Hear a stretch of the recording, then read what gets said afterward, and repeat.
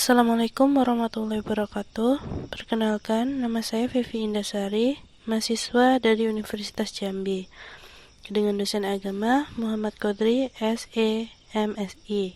Kali ini saya akan memaparkan materi tentang hukum riba menurut Al-Quran dan ijma' para ulama. Berikut pembahasannya. Kita semua pasti pernah mendengar kata riba. Lalu, tahukah kalian apa itu riba? Riba menurut arti bahasa adalah az-ziyadah atau tambahan, atau sesuatu yang menjadi tinggi. Kata riba berasal dari kata rabba ya rabbu, apabila bertambah dan berkembang.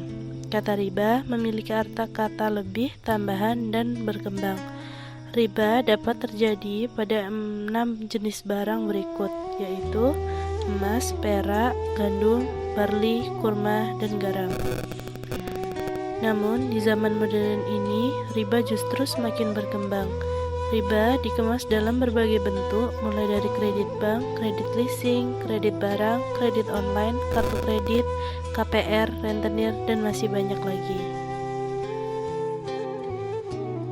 Sedangkan menurut para ulama, riba dibagi menjadi beberapa macam. Berikut penjelasannya. 1. Riba fadl, artinya tambahan, adalah jual beli harta riba yang sama dengan menambah di salah satu benda yang ditukarkan, seperti menjual 1 mut gandum dengan 2 mut gandum, atau 100 gram emas dengan 110 gram emas, dapat lebih sedikit atau lebih banyak. 2. Riba masyiah, artinya mengakhirkan, adalah jual beli harta riba dengan harta riba lain yang memiliki alasan sampai waktu tertentu. Dalam transaksi ini tidak dibedakan apakah harta tersebut dari satu jenis atau 2 jenis yang berbeda, apakah keduanya tidak seimbang atau seimbang. 3. Ribayat, adalah jual beli harta riba dengan harta riba lain dengan satu alasan tanpa perjanjian angsuran, tetapi penyerahan barang sengaja diakhirkan sampai selesainya transaksi. Lalu, bagaimana Al-Quran memandang riba? Berikut surah-surah yang membahas tentang riba. 1.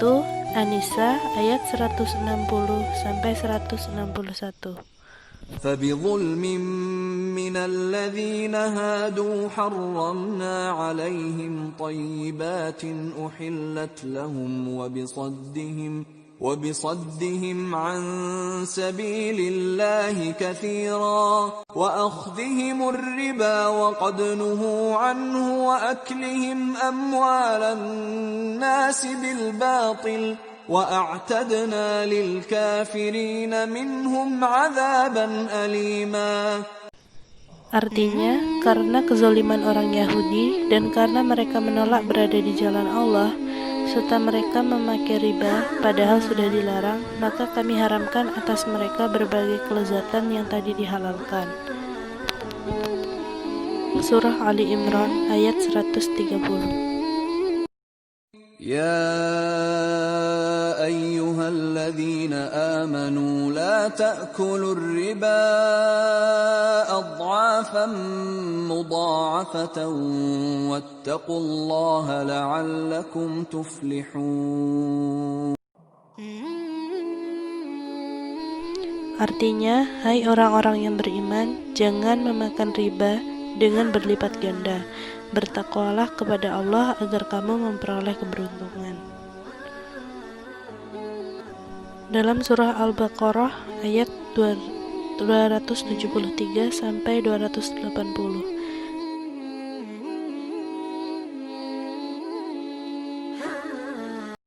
للفقراء الذين أحصروا في سبيل الله لا يستطيعون ضربا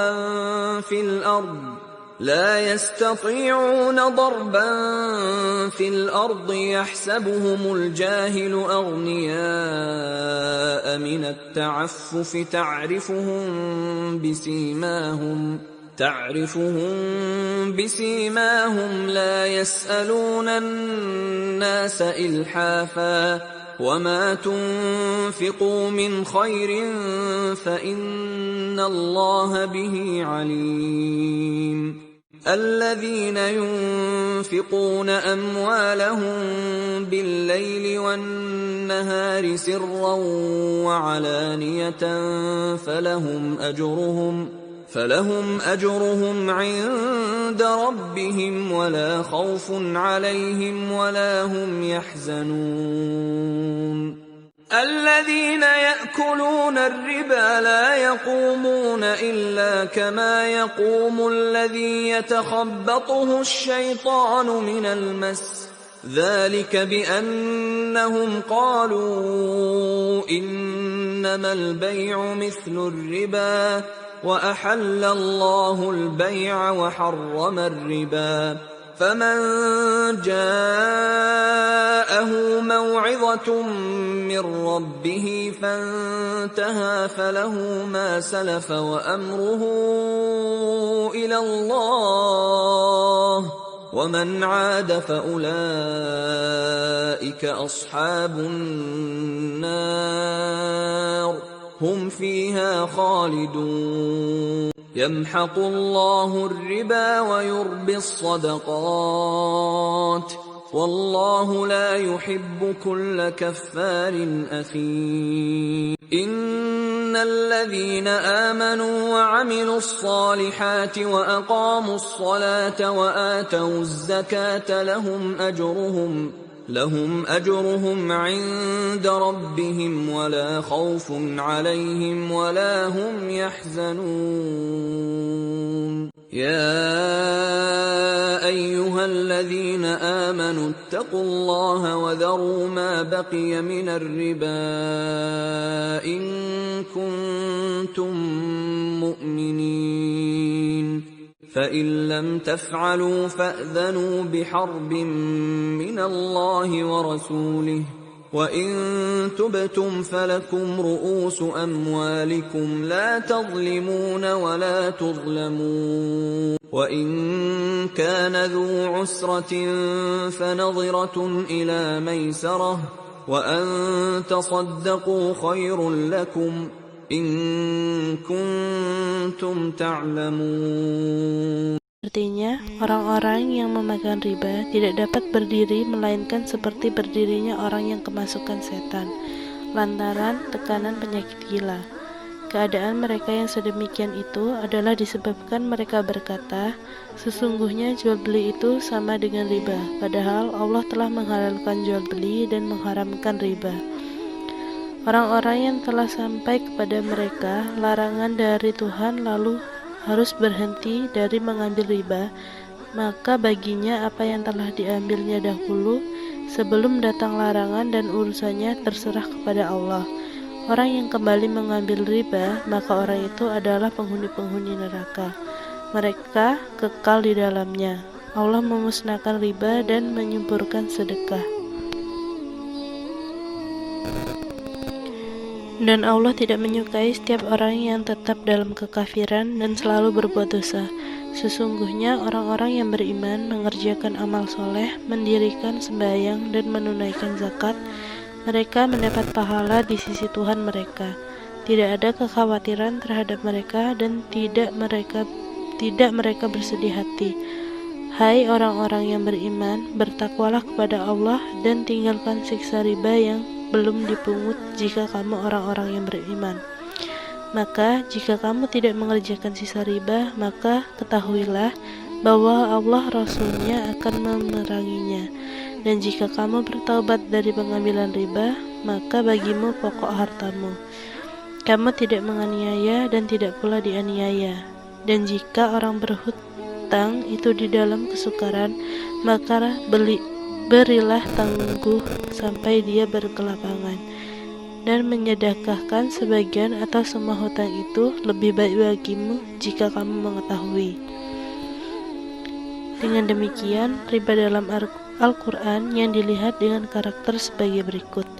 Riba menjadikan pelakunya kesetanan yang tidak dapat membedakan antara yang baik dan yang buruk, seperti tidak dapat membedakan jual beli yang jelas halal dengan riba yang haram. Riba merupakan transaksi utang piutang dengan tambahan yang diperjanjikan di depan dengan ditandai tanda lipat ganda. Dari sifat Al-Quran yang selalu menghadapkan riba dengan sedekah, zakat, atau infak, maka diketahui riba mempunyai watak menjauhkan persaudaraan, bahkan menuju permusuhan, sebab sedekah dan tolong-menolong. Pendapat ulama tentang ilat riba. Mazhab Hanafi. Ilat riba fadl merupakan ulam Hanafiyah, adalah jual beli barang ditakar atau ditimbang serta barang yang sejenis seperti emas, perak, gandum, kurma, garam, dan anggur kering. Dengan kata lain, jika barang yang sejenis dari barang-barang yang telah disebut di atas, seperti gandum dengan gandum, ditimbang untuk diperjualbelikan dan terdapat tambahan dari salah satunya, terjadilah riba fadl. Mazhab Malikiyah. Ilat diharamkannya riba menurut ulama Malikiyah pada emas dan perak adalah harga. Sedangkan mengenai ilat riba dalam makanan, mereka berbeda pendapat dalam hubungannya dengan riba nasi'ah dan riba fadl. Mazhab Syafi'i. Ilat riba pada emas dan perak adalah harga, yakni kedua barang tersebut dihargakan atau menjadi harga sesuatu. Begitu pula uang, walaupun bukan terbuat dari emas, uang pun dapat menjadi harga sesuatu. Mazhab Hambali. Pada mazhab ini terdapat 3 riwayat tentang ilat riba. Yang paling masyhur adalah seperti pendapat ulama Hanafiyah. Hanya saja ulama Hanabilah mengharamkan pada setiap jual beli sejenis yang ditimbang satu kurma. Alasan yang menyebabkan manusia terjerumus ke dalam riba. 1. Alasan tuntutan hidup. Tuntutan untuk memenuhi kebutuhan hidup menjadi alasan yang paling banyak dipakai. Banyak orang merasa bahwa riba membuat hidup mereka lebih mudah dan lebih terbantu.